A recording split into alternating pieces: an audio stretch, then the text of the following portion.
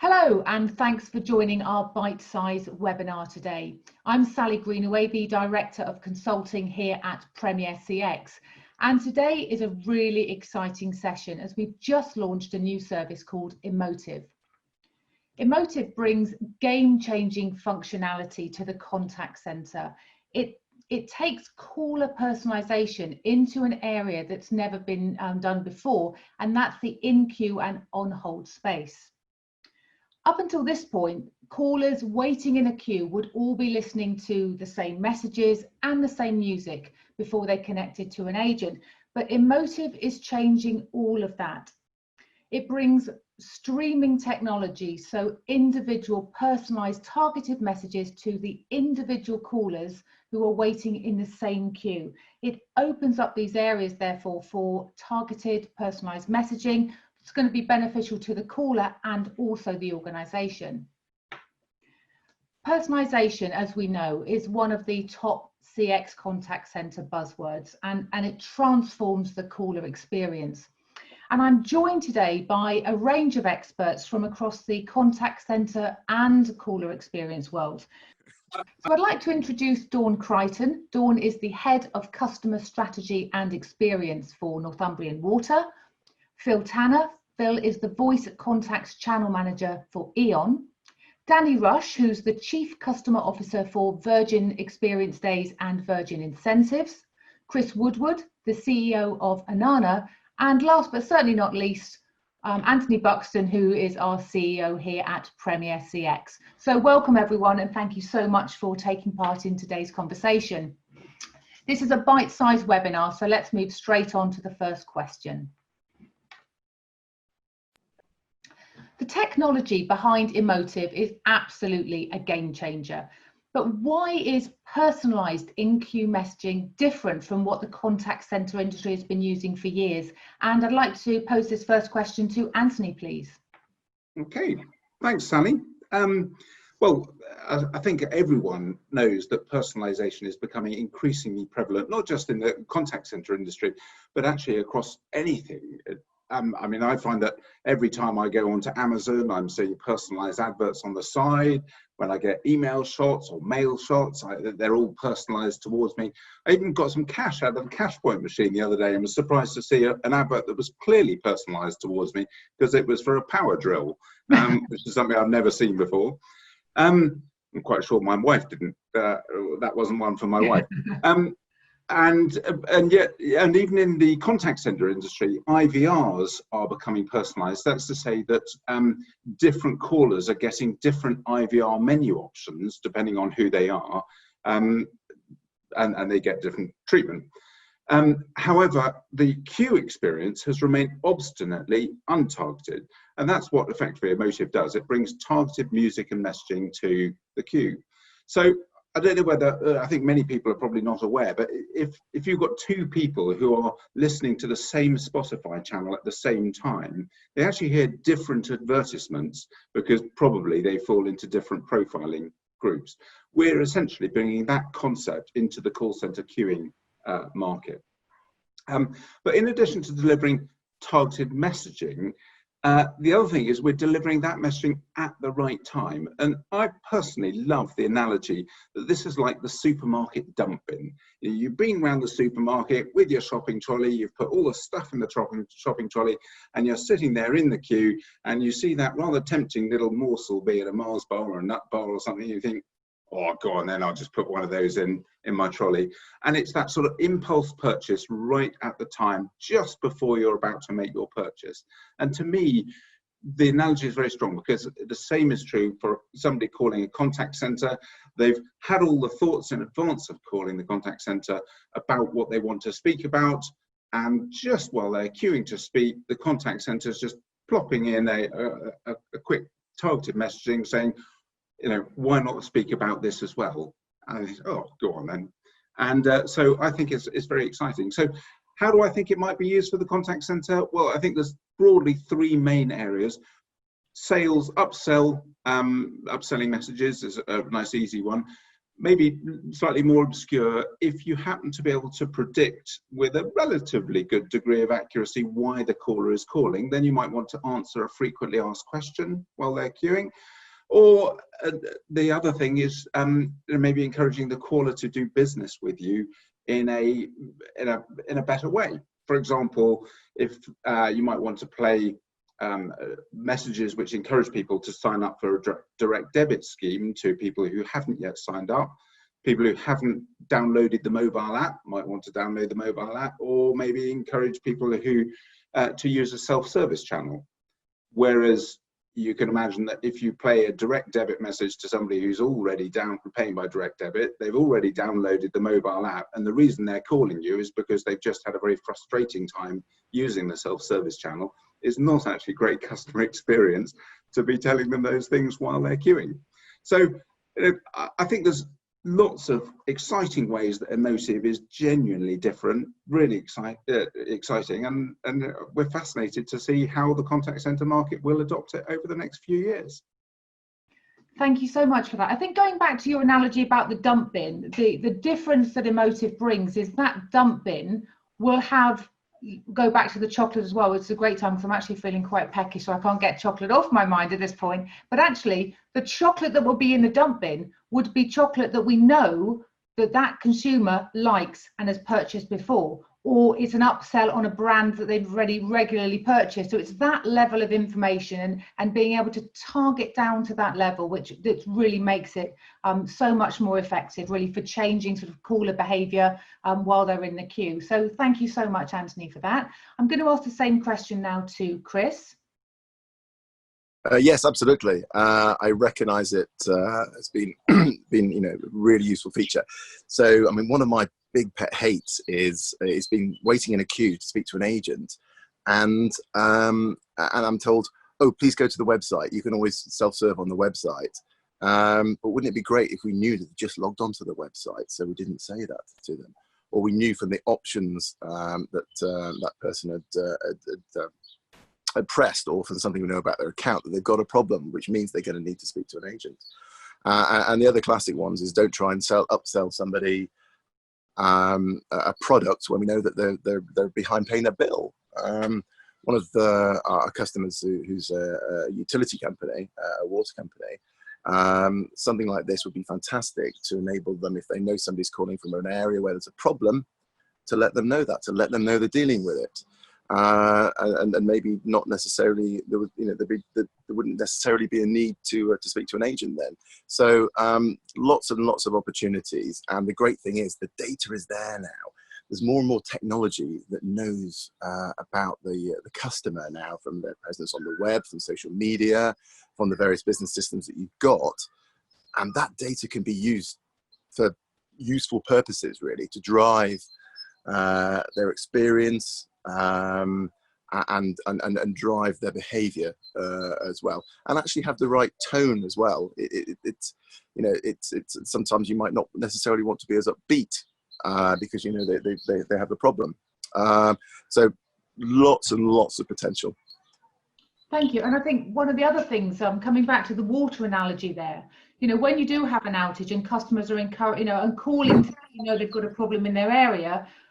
A lot of companies digitally have got it right. They'll have pop-ups on their website to sort of say we've got an issue in your area, or even in the IVR.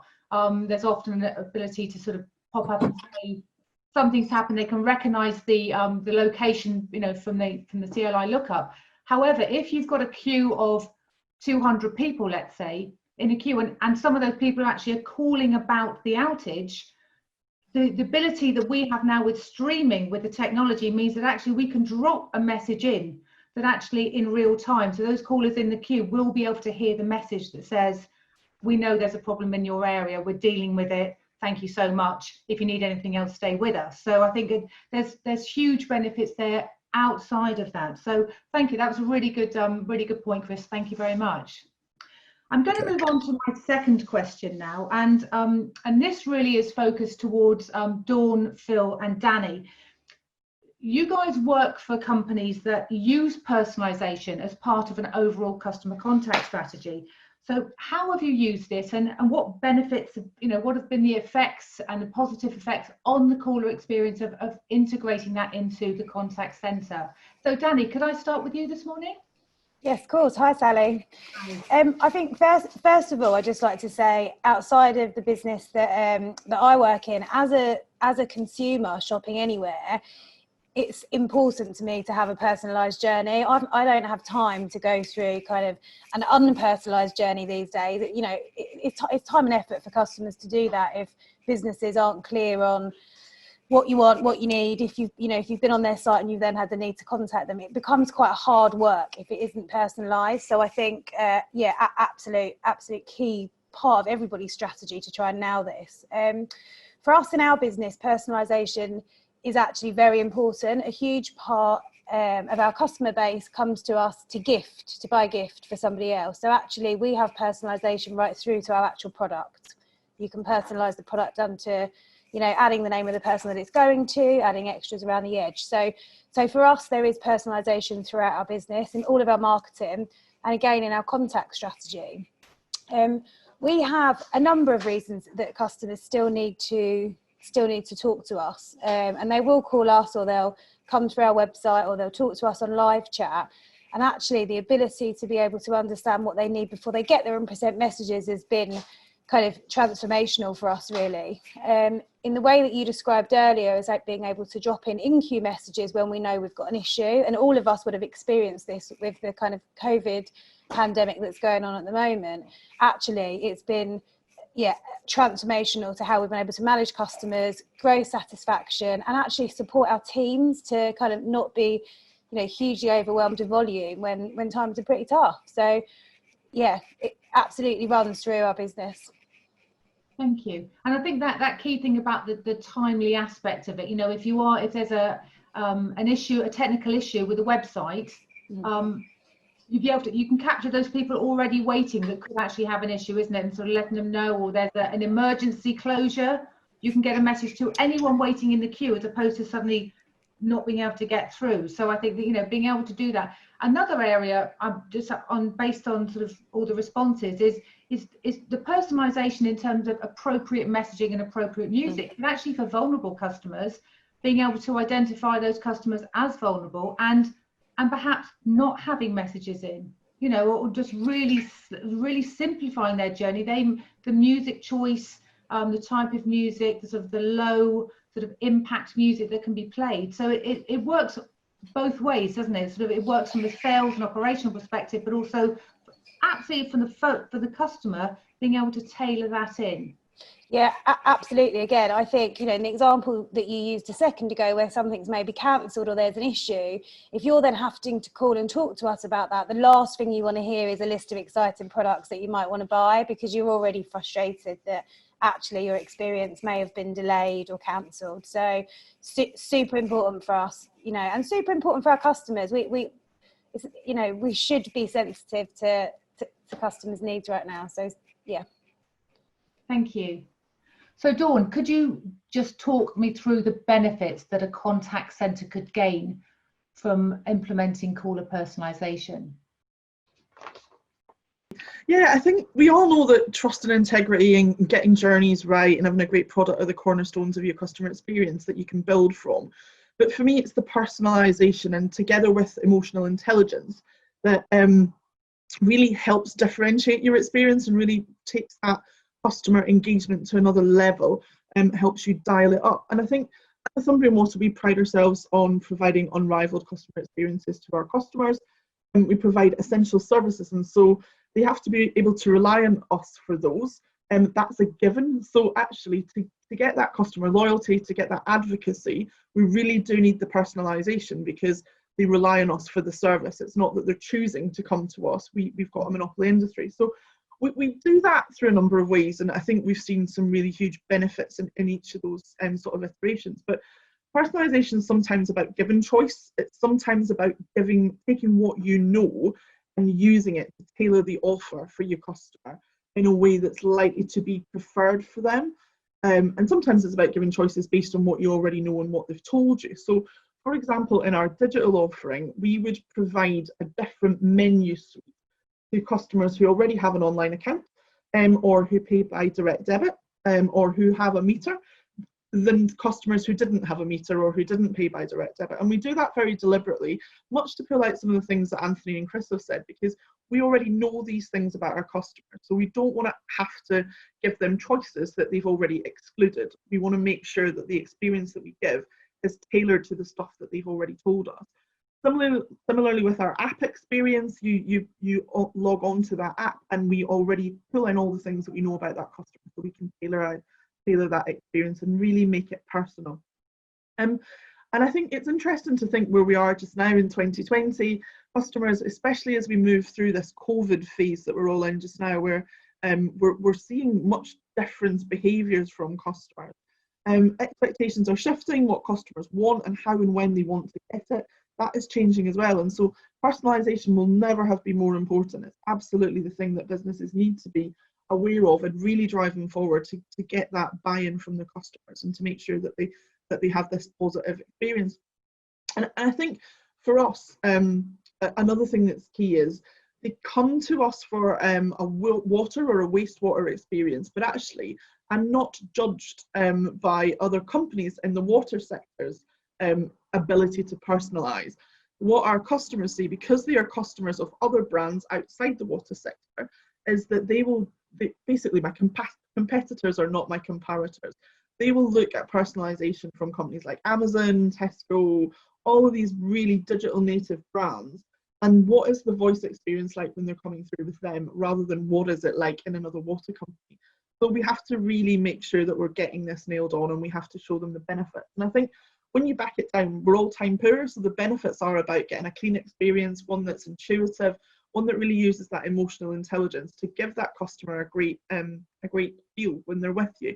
Because customers, they want to be heard, they want to feel like you understand them, and they want to make sure that what you're doing is of value to them.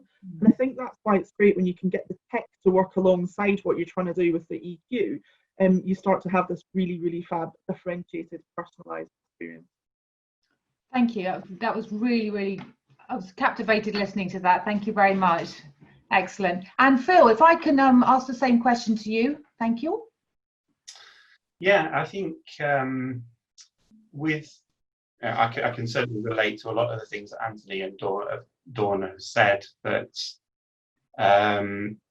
with what we've done over the last 12 months or so with the voice channel is to try and personalise that journey.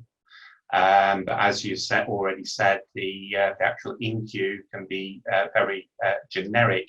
So one of the things that we struggled with initially with the voice channel, and it's key to any personalisation, is understanding who that customer is as soon as possible when they come through to us. So we always had sort of an identify and validate process where you understand who the customer is and then you actually confirm who the customer is. We've moved away from that slightly, and the important thing for us is to understand who the customer is, because a lot of the things you don't necessarily need to validate until you get down to some of the very personal sort of billing type issues where you do need to make sure you are talking to the right person. So right at the top of our pull flows, we've started to look at different ways in which we can validate, in which we can identify who that customer is, and then immediately move on to a more personalized journey. Self-serve, for instance, has been one of the key things that we've been trying to push, allowing customers to go on to various different apps rather than actually speaking to somebody. Now, with that, yeah, it's great because it generates a cost saving for us within the business, but that might not be suitable for all customers. So rather than pushing all customers into that option, there might be certain demographics of customers that you want to deal with slightly differently. It might come down to the products that they have, that you offer a certain application to a customer, but not to others. Maybe customers who are on a prepayment plan. You don't necessarily want to give them options to update direct debit because it's not applicable to those customers who have maybe got an appointment booked. Give them an option to change that appointment, but if they haven't got an appointment in the next few weeks, we don't give it. So we've done a lot of trying to do a lot of personalization in that call journey area. But with what the capabilities that this new application will allow us to go on and personalise that in-queue experience as well. So our self-serve, we have been pushing it over the last 12 months. We've seen some really good increases in people using it, but also in customers who are completing fully their application, their transaction with us as well. Brilliant, thank you, Phil. And obviously, in terms of you've got some really strong metrics and results from this transformation that's happened over the last time as we worked on the project together. And if anyone wants to find out a little bit more about that E.ON project, then they just need to head over to our website, premiercx.co.uk, and we've got a case study up there as well, and another sort of more in-depth interview with Phil Tanner and Sean Madison from E.ON. That was just another quick plug for one case studies, but we worked very well with you over the last couple of years, Phil. So thank you all for that, for those answers. That's great. My next question is really sort of based on the fact that as consumers, targeted personalized messaging is part of our everyday lives. We're almost normalized to having some degree of personalization, as you've all sort of touched on in various formats. But when it comes to communication using the phone, there's often a big disjoint. There's a lot of catching up to be done in the industry. So what benefits do you think a contact centre could hope to gain from implementing personalisation? And are there any factors that make personalisation more or less relevant to the contact centre? And let me start, Dawn, could you answer that one? Of course. So yeah, I think the real benefits are around that customer experience and what the customer feels when they're there. I think more and more we rely on that customer advocacy, that word of mouth, that they spread about what that experience has been. And as we again move through the new normalization of customers want that almost that validation that what they're saying resonates with other people. And I think you can start to build up a groundswell when you can get people to understand that. So I think it creates a really good feeling for them. They feel important, they feel that they're listened to, they feel that you know them, and that validation is really, really important. And that then bleeds through to all your metrics, because if you're saying the right things to the customer and they are resonating with the customer, then you're probably not having to answer questions that are irrelevant, which brings down average handling time, which brings your call control and all those great things through that you really, really want to see in the outcomes. And we're really focused on outcomes and how our customers feel at the end. So I think personalisation is what adds that shine to it. And when you look at metrics like NPS and customer satisfaction and effort, it's what will reduce the effort and increase the satisfaction. So there's a whole remedy of things that you can include in that. But for us, it really is just that feel that they get at the end of it, I think is really, really important. Thank you. Danny, same question to you. What are the key benefits that an organisation could gain by implementing caller personalisation within the contact centre? So a key metric for us and for many other businesses will be increasing the customer satisfaction throughout the contact journey. And we know that has a direct link on repeat rate and customers that come back and purchase from us again. So I think targeted personalised messaging will have a direct impact on the ease of the journey, the time that customers have to spend, talking to someone, or actually even having to wait to talk to somebody, the time they spend on hold. So all of those things absolutely will have an impact on increasing the customer satisfaction metric, which in turn will increase repeat rates.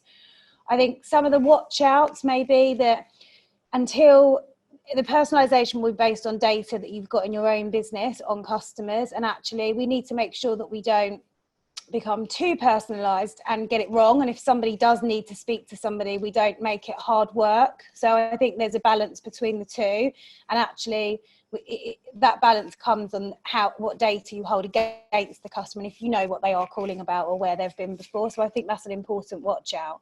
I think the other thing from an internal kind of metric for our team is, if the personalised messaging is right, it will no doubt reduce contact, because people will hear what the answer to their question or get the information they need to know quite quickly whilst being in the queue or on hold, and therefore we'll hang up and not need to stay on and speak to somebody. So I think there's some cost saving metrics that will definitely be associated to getting personalisation right in the IVR on phone messaging.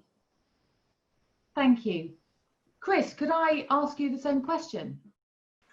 Yes, absolutely. I think the keys are increased customer satisfaction, increased revenue, and also potentially reduce the risk to serve by giving customers information and possibly negating the need for them to speak to an agent, or possibly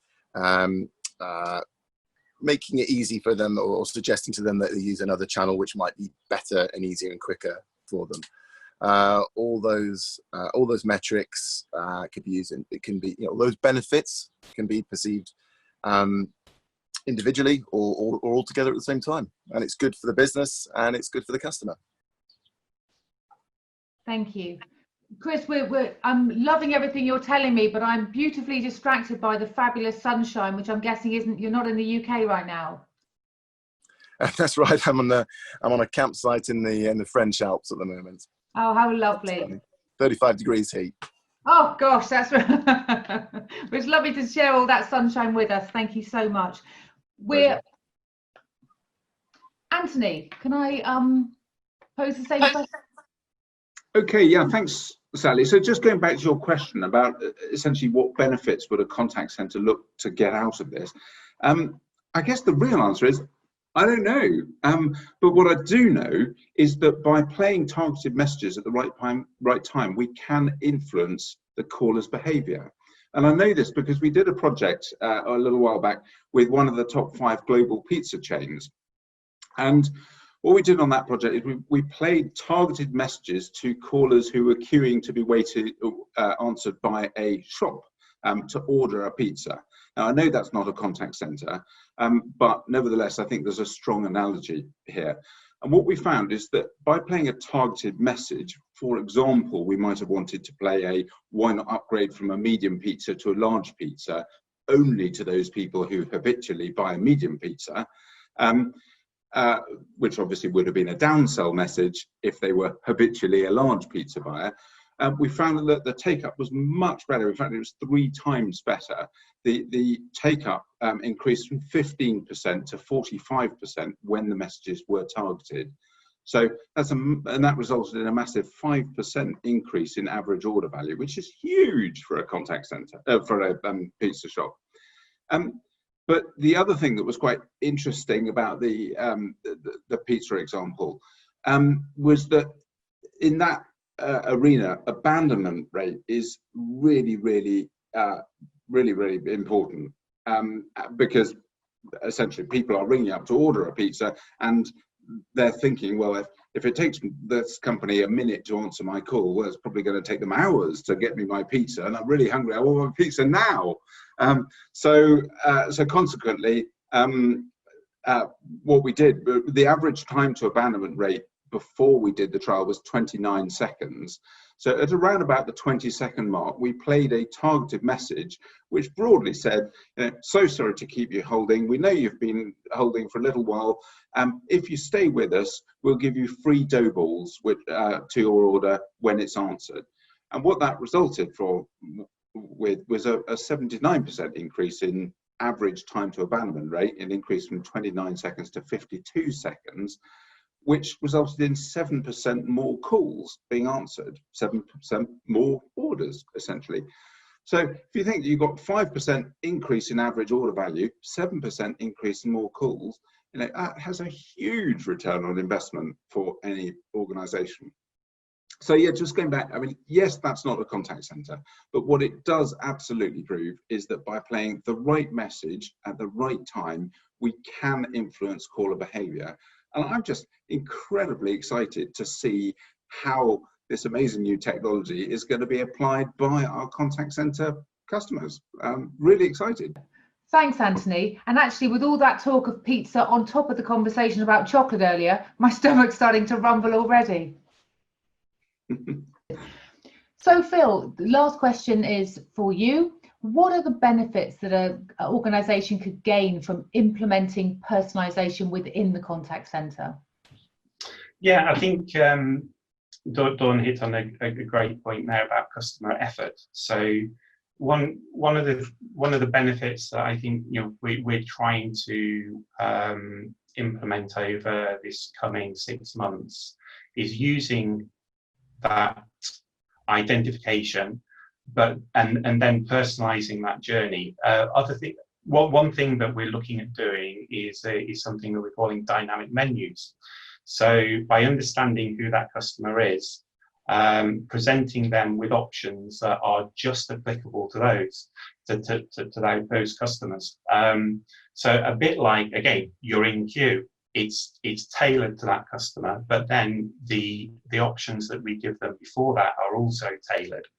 And the sort of things that I'm thinking of there, a customer who is calling in, we know who they are because we've done the ID on them. We can see that they had a bill 2 days ago. So, are you calling in about your bill? Well, yes, I am, because that's the most likely thing that they'd be calling about, not giving them all of the options and going through that. We take a proactive approach using the personalization, using dynamic menus. Now, again, it might be some customers like having the old-fashioned press 1, press 2, press 3. So again, that's something that we could look at. There might be a demographic of customer that we don't implement that on. But I think the key thing is making the journeys relevant and reducing the customer's time that they have to spend doing things. So this can make things more complex, but it needs to make things more complex for us, not for the customer. So we do the work. We go out and we proactively try and find out who that customer is without asking them the questions. We keep it as simple as we possibly can for that customer and present them with things that are relevant to them, not it might be relevant to them. So again, there's some of the things that I see as benefits in this, but the downside, it can make things more complex for us in setting up the system, making sure that it's working correctly, but that's us doing the work, not our customers. Thanks, Phil. And I think, having good data, that's the key thing. It's customer data, and actually, with strong comms teams, when you look at how personalised comms are outside of telephony, it's really bringing the data that you already have on customers that an organisation uses, and then applying it really to make a really sharp, key personalised experience for the queue and the on hold. I'm conscious of time. We're almost out of time, actually, so I just want to wrap up now and say thank you to everyone on the panel for taking part today. We really appreciate your time. Thank you so much to everyone who's listened to the webinar, and stay safe. If you'd like any more information, then please go to our website. And we look forward to talking to you again soon on the next Bite Size webinar. Thank you. Bye-bye.